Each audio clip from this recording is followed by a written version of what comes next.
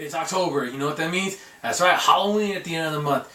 Now, another thing about October and Halloween is scary movies. A lot of people like watching scary movies around this time.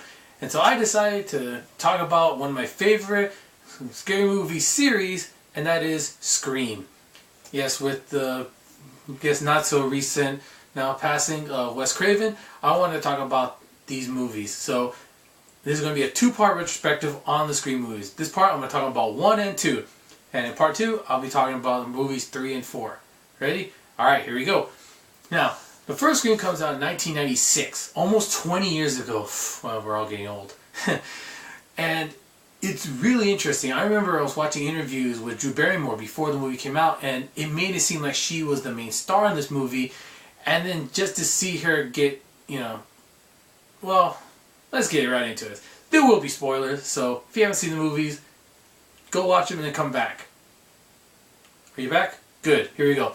Drew Barrymore gets hacked up in the first 10 minutes of the movie, and it's done really well. Nice little homages to the previous movies in the past, like Friday the 13th, Halloween, and Nightmare on Elm Street, directed by Wes Craven, and a little jab at the sequels after the first movie. And it was nice to see the villain has kind of a human element in a sense, because if you look at Halloween or Friday the 13th, they're not really, even though they are human, they're basically portrayed as superhuman. Same with even with Freddy Krueger. But this one, Ghostface, was definitely felt a lot more human than the others, because he would miss his shot, he would miss his blade on his victim. Sometimes he would even fall over, and I thought that was really good to see a villain that was not completely 100% accurate with what they were doing. Also, the characters in this one, after Drew Barrymore gets whacked in the first 10 minutes, you're like, oh man, she's the biggest star in this movie, who's going to survive? Because at this point, Neve Campbell, Courtney Cox, and David Arquette, and Jamie Kennedy are not really big or established names. I think maybe Friends had been on for a season, maybe? I'm not sure, I never watched it. And Neve Campbell was in Party of Five, I believe, and I never really watched that either. And she wasn't really a big star at this point, neither was David Arquette. Not only think most people even knew who he was, same with Jamie Kennedy. And so to see all these sort of these characters getting thrown in without knowing who they were, it's good, because now you're wondering who's going to survive and who's not. Not to mention, there's some really good elements in comedy-wise, because the principal, he mocks a few students for dressing up like Ghostface, and then he dresses up like Ghostface. It's like, you idiot! Not to mention, there's some really cool daytime kills in this whole series. There's some good daytime kills, and they're not just all isolated in one room, or one little area of a house, which I thought was interesting. And that's what happened in the first movie when the principal gets killed. First, there's the nice little, homage to Freddy Krueger again, with the janitor Fred, played by Wes Craven, and then he does the cliche look in the closet, and nothing's in there. But then that's followed by another cliche, which is the killer's actually behind the door and just boom, well, it's not over the top, it's underneath, and just stabs him right in the chest. It's an interesting little concept. They play with cliches and patterns you've seen in previous scary movies, and now they're just either riffing on them or taking another tangent with them, and I thought that was really nice to see. Not to mention, this is the movie that got a lot of people to get caller ID. Yeah, I was watching the DVD of this a few years ago, and one of the facts was that the sales of caller ID skyrocketed like 300-400% after this movie came out. So for those of you who don't know, back in the mid-90s, there was no such thing as caller ID. You can't pick up your phone and say, oh, James is calling me, so I know who it is, or oh, it's whatever place, like a business is calling me, so I know who's calling me. No. This time, at that point, you have no idea who's calling every time somebody calls your phone, which caused a lot of fear. And that's one thing that I think is not really shown too much, is the fear, because at the beginning of each one, they all think it's like a joke. And that's, I think, is kind of interesting, and that's another cliche. Oh, you're just joking. Oh, it's somebody else. And then, boom, the revelation that, no, they're coming after you. And it's interesting to see that happen, and I liked it. Not to mention the final sequence in the movie, or the final third of the movie, takes place only in one house. And it was cool to see the characters talk about the rules of a scary movie. But to me, they kind of missed a couple. They definitely missed number one. And they said, well, no sex, that's the number one rule. Not really. To me, the number one rule is killer will never die the first time around. And because of this movie, I have to add like a sub rule to that, which is if there are two killers, then you can have one killer killed off the first time you axe them off, but the other one, you can stab them, shoot them, drop an anvil on them, but they're still going to come back at some point and try and get you again. So that was interesting, and the way that we found out who the villains were, it was a nice little touch, because we didn't know who they were. You see the boyfriend getting stabbed a bunch of times in the middle of the movie, towards the end of the movie, and you're thinking that he's a victim, he's not the killer, and all of a sudden, boom, no, it was all fake. It was corn syrup that he was bleeding and not actual blood. It was a nice little head fake. Not to mention his reasoning why he was killing these people, and the revelation that they actually killed the main character's mom, Sidney Prescott, played by Neve Campbell, who does a really good job throughout these movies. She really has the best character growth, I think, and it's something I'll touch on later. And with Gail Weathers, played by Courtney Cox, she definitely plays that hard-nosed reporter of, oh, I got to get the facts, I have to be the one to get these things and break the story. I gotta give him my credit. I gotta get that Pulitzer. That's a running gag, I think, in the later movies. She's trying to be an award-winning reporter. And then Dewey, the deputy, played by David Arquette, is an interesting case because he's really energetic in this first one, and other than Sidney, he has the best character growth and character arc in the entire series, and it's nice, cool to see that. I'll touch on that later. And that's pretty interesting to see how they progress in these movies. And in this one, David Arquette's character, Deputy Dewey, he's upbeat, he's, oh, I'm ready to go, I'm going to catch the bad guy. He provides a couple of interesting, funny moments as well. And you probably wonder why I'm not talking more about the killers or the kills themselves, because there aren't that many kills in this movie. Yeah, there are only like 5. Yeah, only like 5 deaths other than the killers themselves in this entire movie, which makes it kind of a low body count by other scary movie criteria. And to me, what made it interesting was kind of the referential humor and also the suspense leading up to these kills. Because, like I said, some of them are played in the beginning like a joke, they don't really believe it, and then it's boom, yeah, you're dead. And a couple of times it just comes out of nowhere like an RKO. Yeah, I gotta stop doing that. And it's just kind of interesting to see that little thing that's played out like that. And so, definitely watch this movie. I try to keep the spoilers to a minimum, but there are spoilers.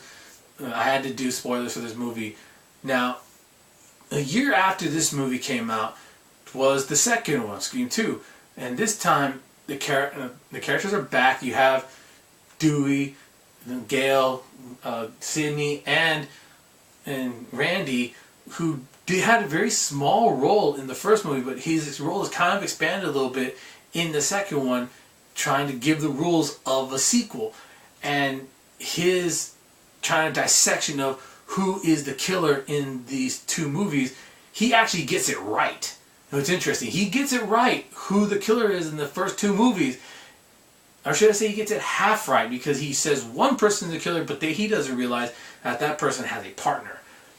And so the second movie as well, there's some good referential humor as well, and the public kills are some of my favorite kills in the series, because in the beginning of the first movie you're isolated in the middle of nowhere, where in the second one you're in a movie theater, making it seem like, yeah, this killer could be sitting right next to you in the theater when it first came out. That was an interesting little twist on that. And not to mention, it had one character played by Jada Pinkett Smith in the beginning, or actually she was just Jada Pinkett at the time, who was kind of like, oh, I'm smarter than these characters in the movie, this wouldn't happen to me. And it's just to see her get, boom, stabbed right there in the gut in the movie theater after her boyfriend gets stabbed right in the head. It was just really, really cool to see, because you don't expect that to happen. And yeah, I really thought those are two of the best kills in the series. And when we talked to another good funny scene in the second movie is the discussion of sequels. And this is something I've talked about with other people, like, oh, sequels, some of them kind of suck, but some of them, some people say, yeah, they're really all terrible. And I say, whoa, not all of them are terrible. And it's a nice little natural discussion that they had in that classroom before Sydney and Randy meet up, and they talk about, oh, it's happening again, it's happening again. And you see her fear in this one a lot more than you saw in the first movie, I think, because she lived through the first one, and now she's worried it's happening again. And she's also concerned if her new boyfriend is responsible for this one, like her old boyfriend was in the first one. And so it was a nice little detail to add in that second movie. Also, Deputy Dewey, growing as a character, he's not as energetic, he's not as happy as he was in the first one, having survived it. Not to mention, he gets stabbed right in the back in a really cool scene, I gotta say, when it seems like he's gonna be there to help, and then he just stumbles in the ground, and you see the killer pull the knife out of his back. It was one of the better scenes, I think, because it gives you false hope that maybe he's there to help, and then boom, nope, you're on your own again.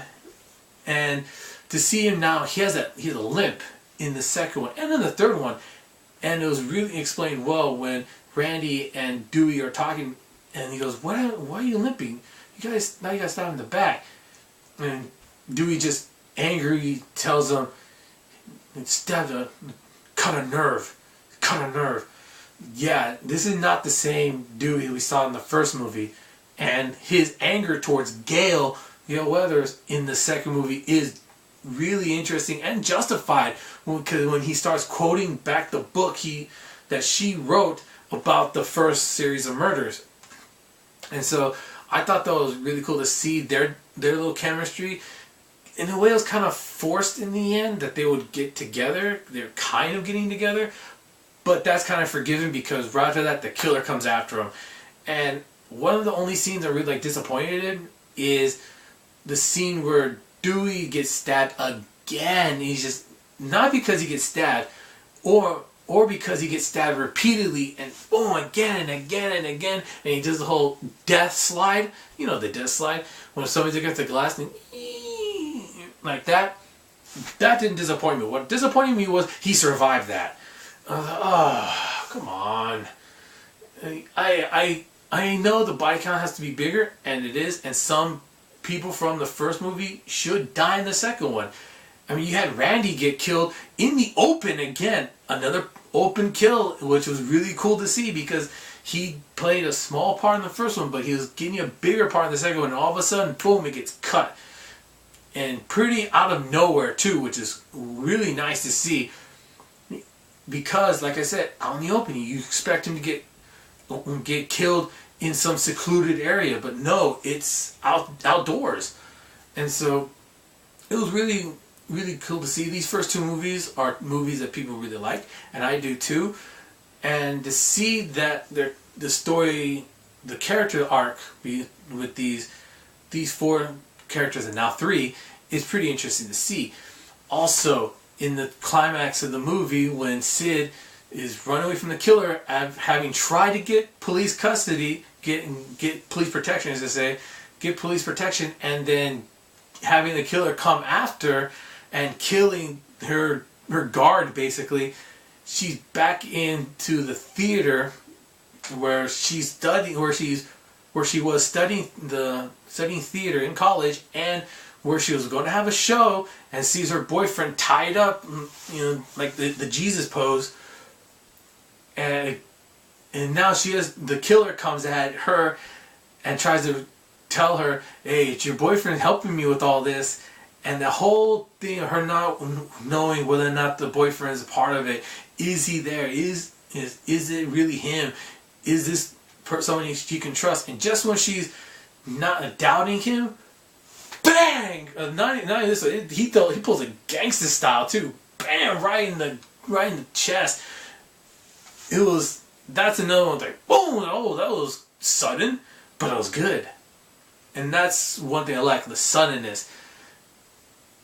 And so, the ending, of course, you have your 3 survivors. I'm not going to tell you how it all ends, but I will tell you that the one of the killers in this one had a really good speech about how he doesn't want to get away with what he wants to get caught, and he's going to have this big trial and blame the movies. How many times have we seen in the past 20 years some psycho gets his hand on a gun, or it's a gun, it's a state, it's in America, so gets their hands easily on a gun and then just shoot a bunch of people, and people instead want to blame the movies or music, or violent video games.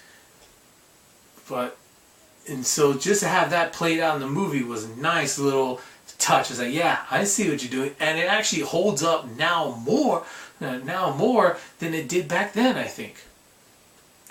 But in the end, you have your 3 survivors with Sydney, Dewey for some reason, and Gail for some reason, because something happens to her in the movie that she should have died from.